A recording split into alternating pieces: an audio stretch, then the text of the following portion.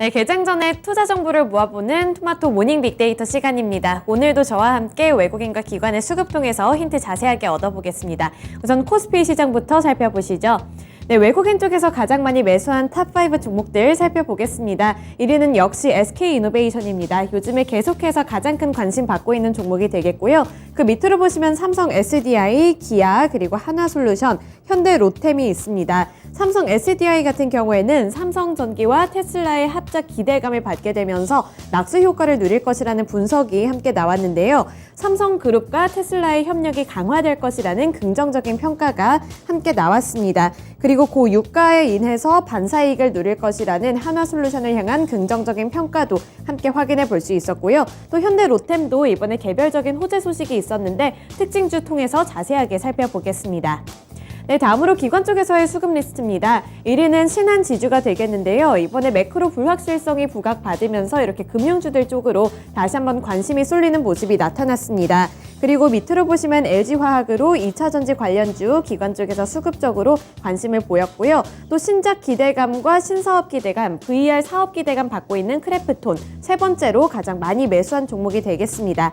그 밑으로 보시면 LG에너지솔루션과 현대중공업이 있는데요. 현대중공업 같은 경우에는 이 국내 조선주가 LNG 운반선 수주 영향으로 추가 상승 기대감을 받고 있는 가운데 현대중공업 역시 부각받으면서 기관 쪽에게 러브콜을 받았습니다.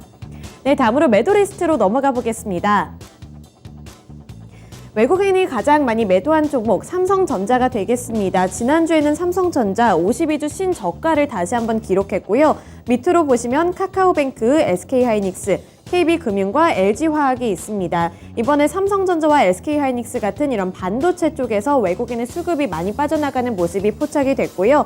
또 카카오뱅크 이번에 리스크 부각받으면서 연일로 약세 흐름을 기록하고 있습니다. 그리고 외국인은 기관과 다르게 LG화학도 많이 팔았습니다. 네, 다음으로 기관 쪽에서의 수급 살펴보겠습니다. 마찬가지로 삼성전자와 SK하이닉스 가장 많이 판 종목이 되겠는데요. 뉴욕 증시에서 필라델피아 반도체 지수가 하락함에 따라서 투자 심리가 많이 약화된 모습이고요. 이에 따라 외국인과 기관의 동반 매도세가 나타난 종목들이 되겠습니다. 그 밑으로 셀트리온, 카카오, 하나금융지주가 되겠고요. 셀트리온 계속해서 요즘에 좀 탄력을 받다가 기관 쪽에서 차익 실현 움직임을 나타냈고요. 카카오 역시 이번에 그룹주의 리스크 부각받으면서 매도 물량이 출회됐습니다. 네, 다음으로 코스피 시장에서의 특징주 살펴보시죠. 이번에 현대로템이 되겠습니다. K2 전차 폴란드 수주 기대감에 투자자들의 관심을 받았다는 평인데요. 현대로템의 주가는 지난달 현대로템이 폴란드 전차 사업을 수주할 가능성이 높아졌다는 소식이 전해져 오면서 최근에 상승세를 나타냈습니다. 이번에는 소폭으로 하락 마감하기는 했지만 노르웨이와 현대로템의 K2 전차 수출 계약 가능성이 제기되면서 주가가 그래도 나쁘지 않은 흐름을 나타냈습니다. 이 기대감이 어떻게 반영되는지 앞으로도 체크 포인트로 두시면 좋을 것 같습니다. 네, 다음으로 코스닥 시장으로 넘어가 볼까요? 외국인의 수급 리스트 보겠습니다. 일단 가장 많이 매수한 종목 에코프로비엠이 되겠고요. 테슬라발 영향을 받게 되면서 관심을 받았습니다. 그 다음으로 TK케미칼이 있는데요. 하락장에서도 저평가 매력이 부각받았다는 증권가의 분석이 함께 나왔습니다. 회사가 보유하고 있는 계열사 지분 가치뿐만 아니라 앞으로의 실적도 빠르게 좋아지고 있다는 평가가 나오면서 외국인의 수급이 들어온 모습이었고요. 또 웹젠 같은 경우 게임업계 최초로 파업 직전까지 갔었던 이 노사 갈등이 다시 한번 협상에 극적으로 마무리됐다는 소식이 전해져 오면서 웹젠 투자 심리가 개선됐습니다. 또 퓨런티어와 나노 신소재가 있는데요. 퓨런티어 이번에 호재 소식을 안고 왔는데 특징주에서 더 자세하게 살펴보시죠.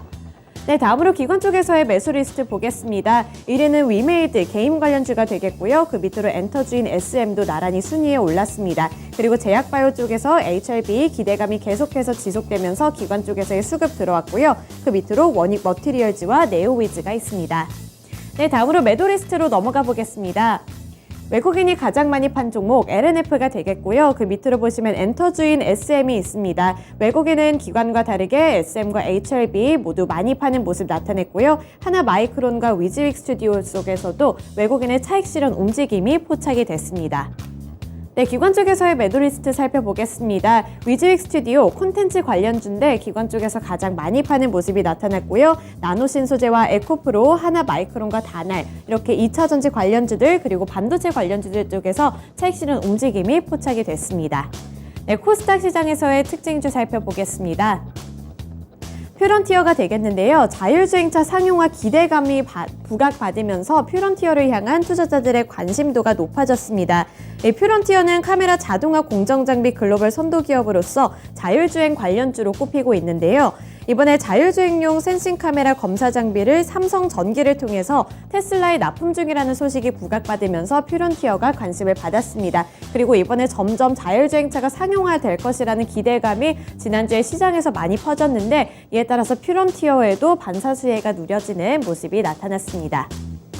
네, 마지막으로 이번에 주요 일정까지 함께 살펴보겠습니다. OECD 경기 선행지수가 발표되는 날이고요. 또 오늘이 아닌 내일 새벽 3시에 FMC 브레이너드 인사가 연설을 할 예정이라고 합니다. 이 두 가지 관전 포인트로 두시고 투자 전략에도 반영해 보시길 바라겠고요. 네, 지금까지 토마토 모닝 빅데이터 시간이었습니다.